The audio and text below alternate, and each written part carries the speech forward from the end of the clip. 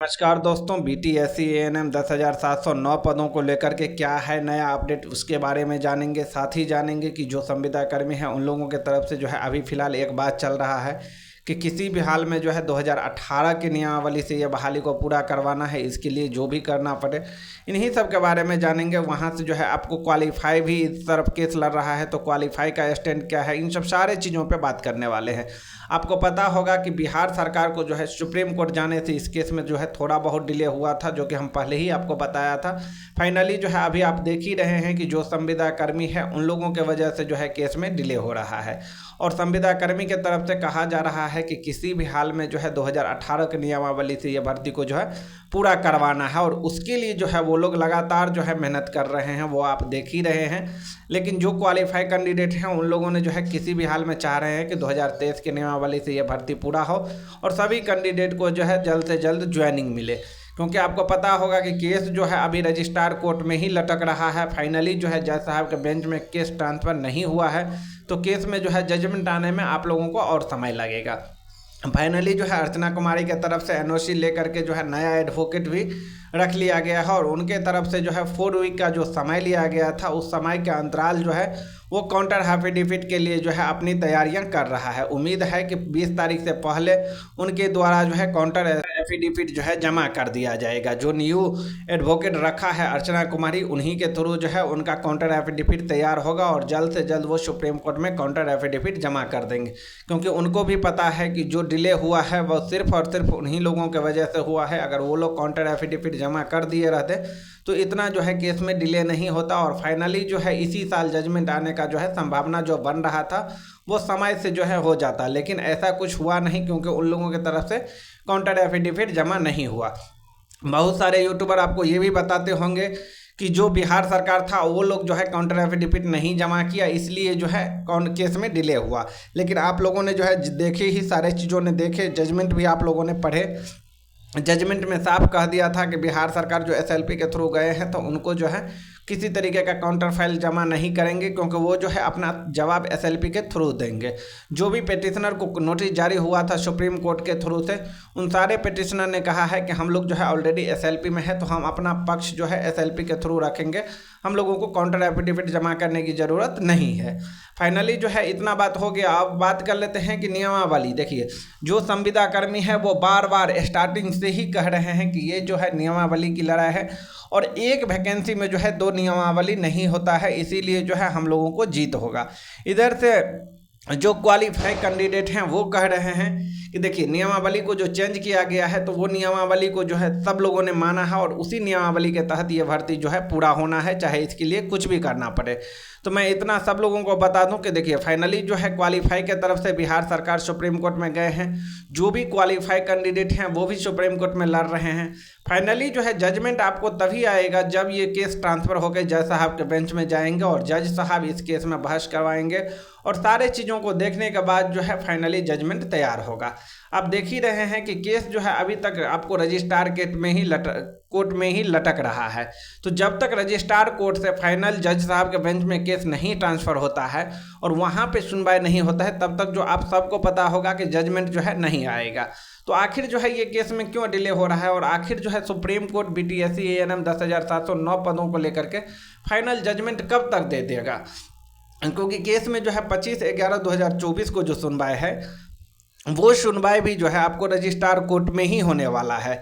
तो उस दिन भी जो है आप लोगों के तरफ से जो है सीनियर एडवोकेट को उतारने की जो बात हो रही है, तो 25 तारीख को भी किसी तरीके का जो है सीनियर एडवोकेट सुप्रीम कोर्ट में नहीं रहेगा किसी के तरफ से, क्योंकि जो केस की सुनवाई है वो रजिस्ट्रार कोर्ट में है, और वहाँ पे जो है बहस नहीं होगा। वहाँ पे जो है सारे चीज़ को देखा जाता है कि कौन लोगों ने जो है किस तरीके का काउंटर फाइल किए हैं, क्या चीज़ अपना पक्ष रखे हैं, उन सारे चीज़ों को जो है देखने के बाद फाइनली जो है आप लोगों का केस जज साहब के पास ट्रांसफ़र होता है। तो इसीलिए जो है फाइनली उस दिन भी जो है किसी तरीके का जो है सुप्रीम कोर्ट में किसी भी पक्ष के तरफ से फाइनली सीनियर एडवोकेट को उतारने की जो बात हो रही है वो 25 तारीख को भी नहीं होगा।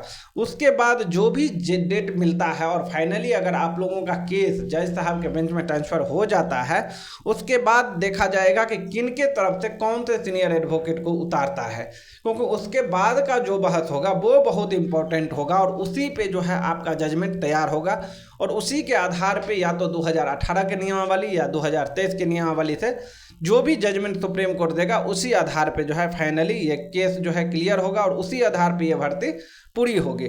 जैसे कि बीटीएससी की तरफ से कह दिया गया है, बिहार सरकार की तरफ से कहा गया है, स्वास्थ्य मंत्री मंगल पांडे की तरफ से कहा गया है, ऐसे ही सुप्रीम कोर्ट से जजमेंट आता है 1 महीने के अंदर जो है ये भर्ती की प्रोसेस पूरा करवा लिया जाएगा।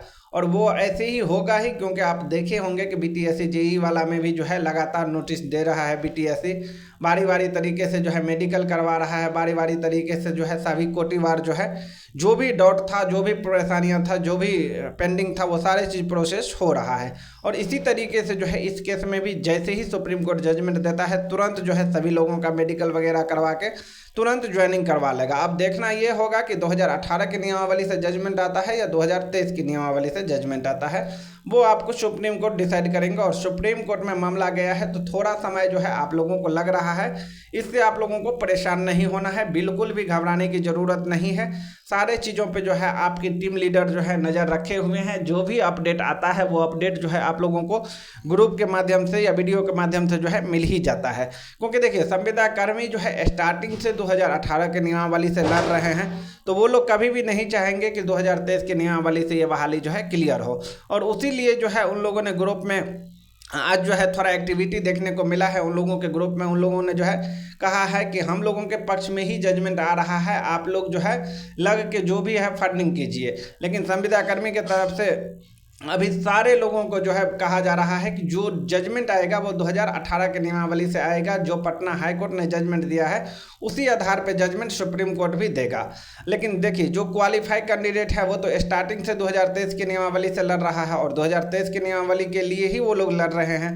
तो कहने का मतलब देखिए पटना हाई कोर्ट में इसलिए उन लोगों के पक्ष में जजमेंट गया क्योंकि पटना हाई कोर्ट में जो है बिहार सरकार लड़ रहे थे।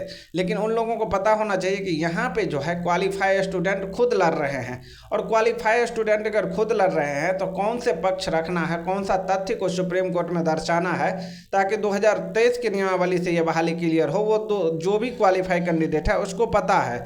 और फाइनली जो है अभी आप लोग जो है जजमेंट के बारे में उत्सुकता नहीं बनाइए, क्योंकि हम देख रहे हैं कि जो भी संविदा कर्मी हैं उन लोगों ने जो है चाह लिया है कि किसी भी हाल में 2018 के नियमावली से ही बहाली क्लियर होगा। लेकिन हमारे क्वालिफाई कैंडिडेट भी जो है पीछे हटने वाले नहीं है। कॉपी जो है सारा चीज़ तैयार है, सारे चीज़ों को ऊपर काम चल ही रहा था। और फाइनली जो है देखिएगा सुप्रीम कोर्ट जो है same to same Patna High Court का जजमेंट को जो है नहीं रखेंगे, क्योंकि यहाँ पे जो है एग्जाम बेस लिया गया है और एग्जाम बेस जो है अब सारा वैकेंसी लिया जा रहा है। तो सुप्रीम कोर्ट भी इस बार कहा है, सारे चीज़ों आप लोगों के सामने है, कहा है सुप्रीम कोर्ट खुद कि राज्य सरकार अगर चाहे कुछ तो नियमावली को चेंज कर सकते हैं। और बीच में सेम टू सेम हुआ है कि नियमावली को चेंज किया गया है। तो आपको देखना होगा 25 तारीख तक आप लोग वेट कर लीजिए। 25 तारीख के बाद जो है आपको सारा चीज़ क्लियर हो जाएगा, क्योंकि जब तक ये केस रजिस्ट्रार कोर्ट से ट्रांसफ़र नहीं होता है तब तक कुछ कहना जो है बहुत ही मुश्किल हो जाएगा।